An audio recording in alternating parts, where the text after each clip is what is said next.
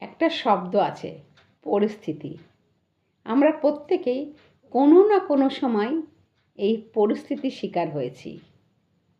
যখনই আমরা বিপদে পড়েছি, কোনো কিছুতে দুঃখ পেয়েছি বা কষ্ট পেয়েছি, তখন আমরা সব সময় এই পরিস্থিতির ওপর সব দোষ চাপিয়ে দিই।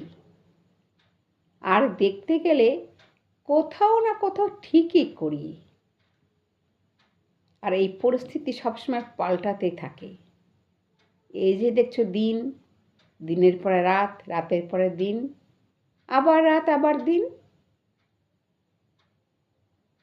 এমন কেউ আছেন যিনি নিয়ন্ত্রণ সাধন করছেন এই দিন রাতের ওপর।